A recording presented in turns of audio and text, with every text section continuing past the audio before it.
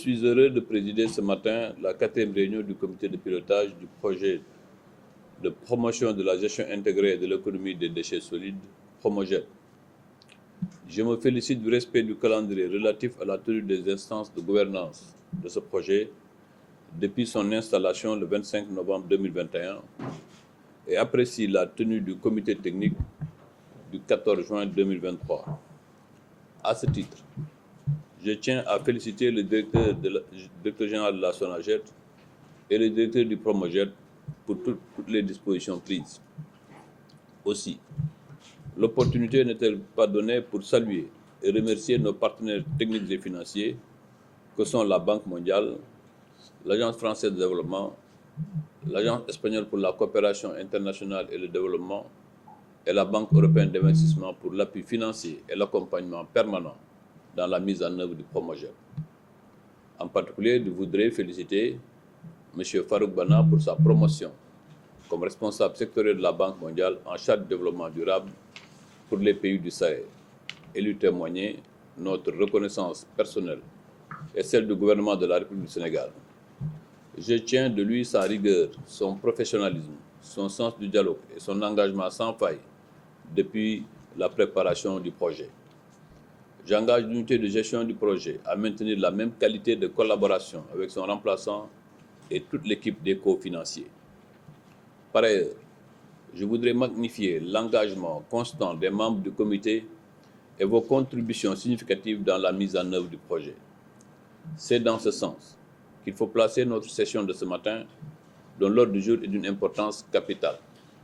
En effet, nous sommes tous invités d'abord à valider les principales dispositions du projet de loi d'orientation pour une gestion intégrée et durable des déchets solides à la lumière des avis et suggestions du comité technique. Puis nous allons apprécier les réalisations du premier semestre 2023 par rapport aux prévisions d'activité validées lors de la dernière session. Enfin, il sera question de valider le plan de travail et le budget annuel révisé de l'année 2023.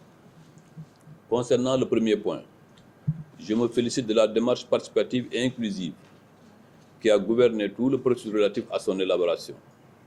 Effectivement, l'appropriation par les parties prenantes et le consensus construit sont aussi, voire plus importants que le texte en question.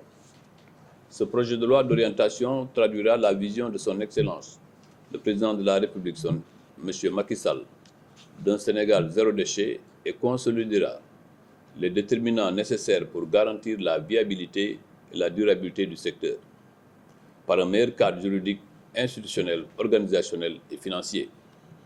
C'est pourquoi, même si les dispositions proposées relèvent d'études stratégiques, de missions de benchmarking, d'ateliers de coproduction d'entretien, d'avis favorables du comité technique, je vous invite à son examen judicieux et contributif.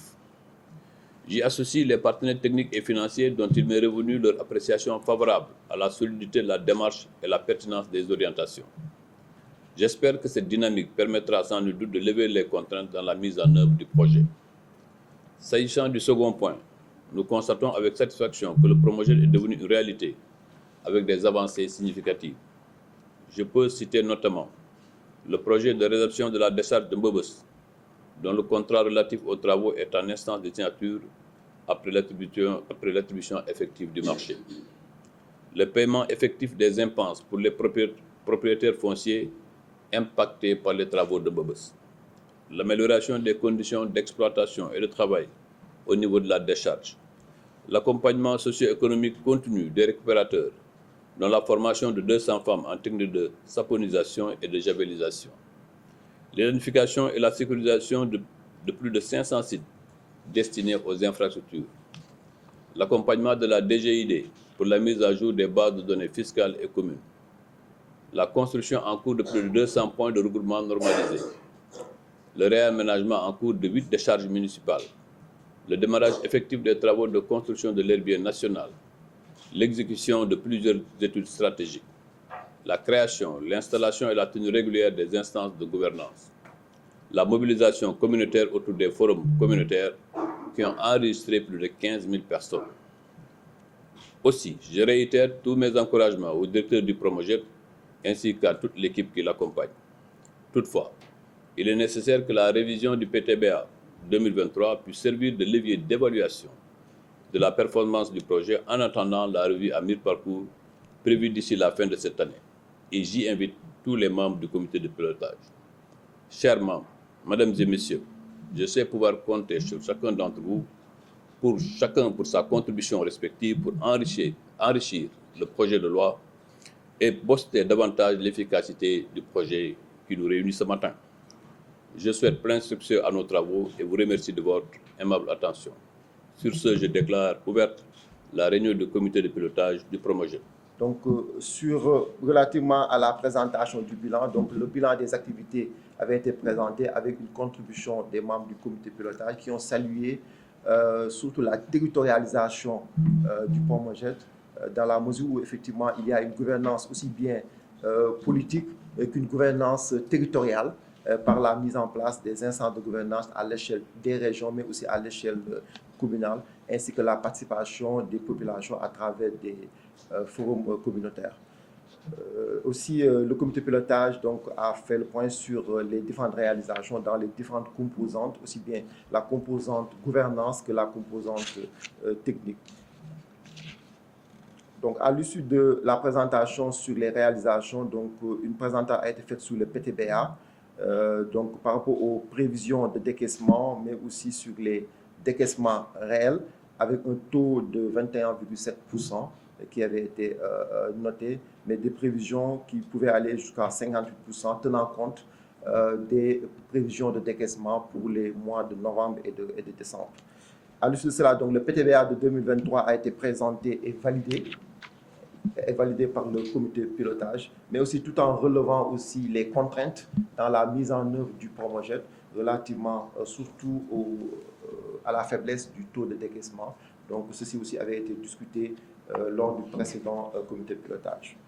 En conclusion, les réalisations ont été appréciées, mais aussi le PTBA a été validé par le comité de pilotage, tout en recommandant effectivement de renforcer davantage l'inclusion de l'ensemble des parties prenantes de tous les ministères, tenant compte de la dimension transversale du projet, de poursuivre effectivement le dialogue avec aussi bien les ministères que les partenaires techniques et financiers, d'anticiper aussi sur les processus de passation de marché pour aller encore plus vite. Donc, ceci étaient donc les recommandations du dernier comité de pilotage. Beaucoup d'entretiens ont été faits en B2B avec des directeurs et les différents chefs de structures intéressés, en particulier 25 institutions, 35 rencontres et 67 personnes. Un examen a été fait des méthodologies et des rapports d'étape qui ont été produits par le comité technique. Les résultats des différentes missions de benchmarking qui ont été faites en Côte d'Ivoire, en France et au Maroc ont aussi été mis à contribution, de même que l'ensemble des études sectorielles pertinentes du secteur. Des ateliers de coproduction ont été faits et ont permis aussi d'impliquer quelques citoyens. Donc c'est à l'issue de tout ça que le rapport provisoire a été produit. En termes de prochaines étapes, ce qui est prévu, Monsieur le ministre, c'est de faire une validation avec le comité de direction de la SONAGED, le comité de pilotage, ce qu'on est en train de faire aujourd'hui, le comité de direction au niveau du ministère de l'Urbanisme, du Logement et de l'Hygiène publique pour avoir un alignement de l'ensemble des directions opérationnelles impliquées, la mise en place de comités régionaux de développement, des ateliers avec les partenaires techniques et financiers et un atelier spécifique avec l'association des maires du Sénégal. Au chapitre des études sectorielles, il y a des études en cours qui auront pour objectif de renforcer le cadre réglementaire et institutionnel, de proposer un nouveau schéma de financement du secteur. Des études sont en cours relativement au développement de filières de recyclage et de valorisation, notamment dans le domaine du plastique. Une étude est en cours aussi pour l'évaluation des capacités des communes en vue de proposer des programmes de renforcement de capacités pour ces dites communes. Enfin, il y a aussi des études pour améliorer l'employabilité dans le secteur et les capacités entrepreneuriales. Et enfin, le volet changement climatique aussi n'est pas en reste, avec des études qui permettront d'améliorer notre positionnement sur ce domaine. À l'issue, Monsieur le ministre, de l'ensemble de ces travaux réalisés avec une très forte inclusion des différentes parties prenantes, je vais vous donner une lecture rapide de l'ensemble des points consensuels issus de ce processus. Il a été retenu que cette loi d'orientation devra consacrer la confirmation de l'ensemble des dispositions constitutionnelles pertinentes, en l'occurrence l'ensemble des lois qui aujourd'hui ont un impact sur la gestion des déchets. La définition des déchets solides, c'est un élément important, Monsieur le ministre, notamment avec la mise en place notamment d'un catalogue qui donnera la nomenclature des déchets en articulation même avec la nomenclature douanière. Il a été retenu de confirmer la responsabilité des collectivités territoriales, conformément au Code général des collectivités territoriales, pour ce qui a trait à la gestion des déchets solides municipaux. Il a été retenu aussi de confirmer la responsabilité des producteurs pour tous les déchets autres que les déchets ménagers. Et bien évidemment, avec la mise en place de la notion de responsabilité élargie du producteur s'agissant de l'élimination de ces déchets.